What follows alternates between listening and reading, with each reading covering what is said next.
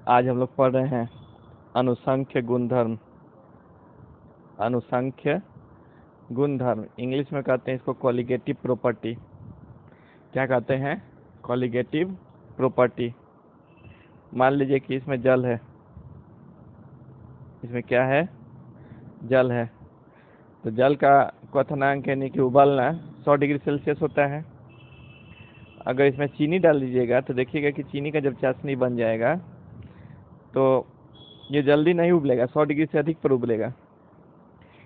और आप देखेंगे क्वथनांक बढ़ जाएगा। जब इसमें विलय डाल देते हैं ना तो क्वथनांक क्या हो जाता है?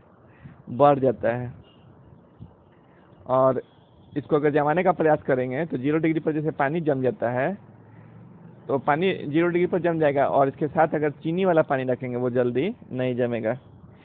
तो क्वथनांक जब बढ़ जाता है तो हिमांक इसका कम हो जाता है, जिसको कहते हैं हिमांक में अवनमन। और क्वथनांक के बढ़ने को कहते हैं क्वथनांक में उन्नयन। आप देखेंगे 100 डिग्री पर खौलता पानी देह पर गिरे तो कम जलन पैदा होता है, लेकिन चीनी वाला यानी कि चीनी का चाशनी अगर देह पर गिरे तो बहुत जलन पैदा होता है, क्योंकि उसका क्वथनांक तो 100 डिग्री से ज़्यादा है, इसीलिए ज़्यादा जलन पैदा करता है। तो किसी भी विलयन का क्वथनांक ज़्यादा हो जाता है, उन्नयन हो जाता है, उसमें एलिवेशन इन बॉइलिंग पॉइंट हो जाता है, और हिमांक में कमी हो जाती है, यानी कि अवनमन हो जाता है, डिप्रेशन इन ब्रीदिंग पॉइंट। इसीलिए देखिएगा 0 डिग्री सेल्सियस पर पानी जम जाता है लेकिन आइसक्रीम नहीं जमता है, क्योंकि विलय डाल देने से, किसी भी विलायक में जब विलय डाल देते हैं तो क्वथनांक उसका बढ़ जाएगा और हिमांक का अवनमन हो जाएगा, हिमांक कम हो जाएगा। परासरण दाब भी प्रभावित होता है और वाष्प दाब भी प्रभावित होता है, यानी कि वाष्प, जैसे कि इसमें अगर शुद्ध जल है तो ये आसानी से वाष्पित होगा। अगर इसमें चीनी डाल दीजिएगा तो चीनी का चाशनी देखते हैं कि जल्दी से वाष्पित नहीं होता है, उसका वाष्प नहीं बन पाता है, यानी कि वाष्प दाब में भी कमी हो जाता है, जिसको कहते हैं वाष्प दाब में अपेक्षिक अवनमन। तो इसका क्या कारण है? क्यों वाष्पन कम हो जाता है? इसलिए कि चीनी के अणु उस सतह पर स्थान ग्रहण कर लेते हैं, तो चीनी के अणु तो अब सतह पर आ गए, तो इसलिए पहले जल का पूरे सतह से वाष्पन हो रहा था, अब पूरे सतह से नहीं होगा, थोड़े ही जगह से होगा, इसलिए उतना वाष्प नहीं हो बन पाता है। फिर से समझते हैं। इसमें मान लीजिए कि केवल जल है तो ये आसानी से वाष्पित होगा और 100 डिग्री पर उबलेगा, लेकिन इसमें अगर हम विलय मिला दें, अवाष्पशील विलय, विलय कैसा होना चाहिए? अवाष्पशील, यानी कि जिसका वाष्प नहीं बने। जैसे कि अगर चीनी मिला दें तो देखिएगा कि पानी 100 डिग्री से ज़्यादा पर खौलेगा, इसीलिए चीनी का चाशनी जो होता है उससे देह ज़्यादा जल जाता है, या दूध होता है उससे देह ज़्यादा जलता है, क्योंकि अवाष्पशील विलय मिला देने पर जो भी विलयन है उसका क्वथनांक का उन्नयन हो जाता है, यानी कि क्वथनांक बढ़ जाता है।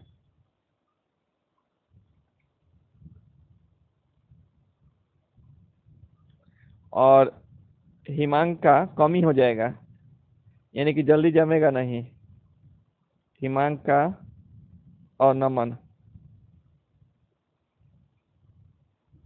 कमी हो जाएगा। और पहले पानी तो वाष्पित होता था पूरा से, अब चीनी चूंकि आ गया सतह पर, इसीलिए कम वाष्पित हो गया, यानी वाष्प दाब भी कम हो जाएगा।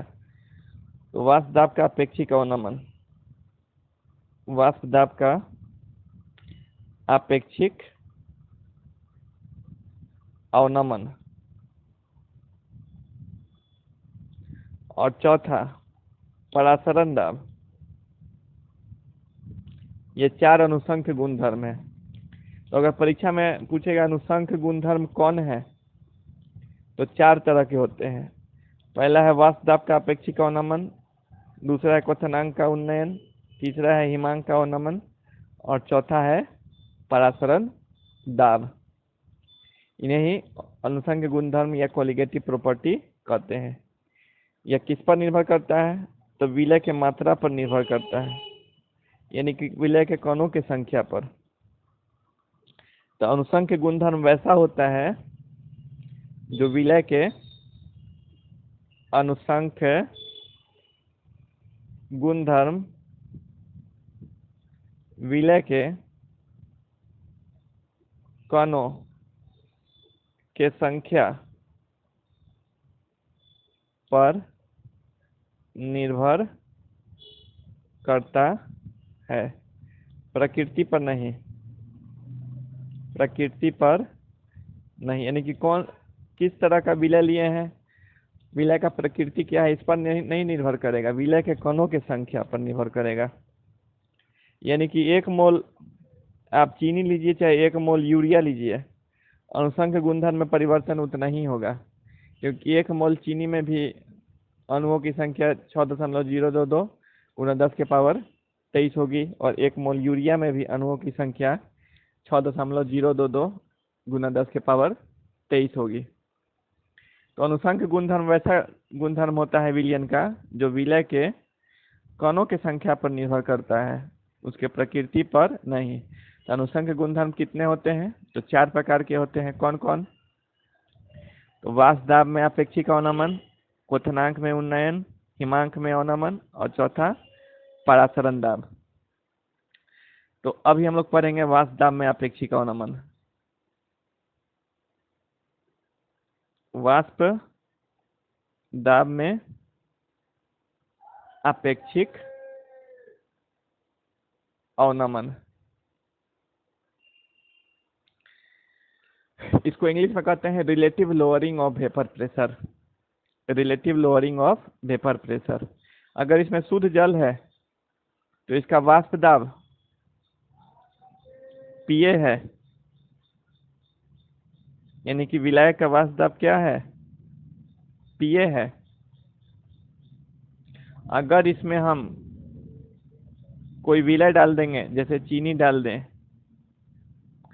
तो विलयन का जो वाष्प दाब होगा पीएस वो कम हो जाएगा, क्योंकि अवाष्पन तो नहीं होगा, अब सतह पर तो चीनी घेर लिया जगह, अब उतना वाष्प दाब नहीं होगा, तो विलयन का वाष्प दाब कम हो जाएगा। इसीलिए जो वाष्प दाब में अंतर होगा वो पीए माइनस पीएस होगा, यानी कि विलायक माइनस विलयन। और वाष्प दाब का अपेक्षिक अवनमन का बात करें तो अपेक्षिक अवनमन होगा पीए माइनस पीएस बटा पीए, यानी कि relative lowering of vapour pressure. तो राउल्ट कहे थे कि जो वाष्प दाब में अपेक्षिक अवनमन होता है पीए माइनस पीएस बटा पीए, वो हमेशा विलय के मूल प्रभाज के बराबर होता है। यदि विलय का मूल प्रभाज हम x से माने तो पीए माइनस पीएस बटा पीए बराबर x, जहाँ x क्या है तो विलय का मोल प्रभाज है, क्योंकि विलय पर निर्भर करेगा वाष्प दाब का अपेक्षिक अवनमन राउल्ट। इसीलिए यदि हम लिखें पीए माइनस पीएस बटा पीए तो हम लिख सकते हैं डब्ल्यू ए बटा एम ए बटा डब्ल्यू ए बटा M A plus W B बटा एम बी, जहाँ डब्ल्यू ए बटा एम ए क्या है तो विलय का मोल है, और डब्ल्यू बी बटा एम बी विलायक का मोल है। यदि विलय बहुत कम हो, यदि विलय यानी कि विलयन बहुत तनु हो, विलय बहुत ही कम हो, किससे तो विलायक की अपेक्षा, तब इसी को हम लिख सकते हैं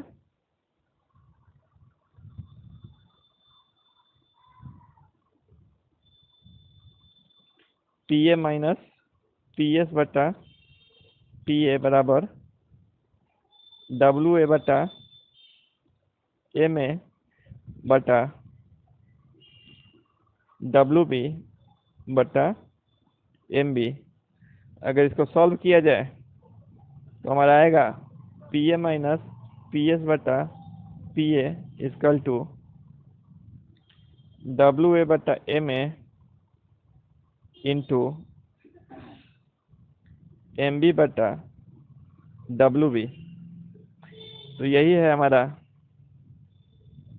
फार्मूला वाष्प दाब के अपेक्षिक अवनमन का, जहाँ डब्ल्यू है विलय की मात्रा और एम ए है विलय का मोलर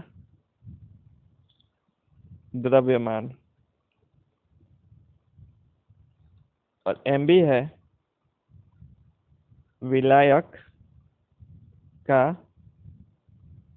मोलर द्रव्यमान, और डब्ल्यू भी है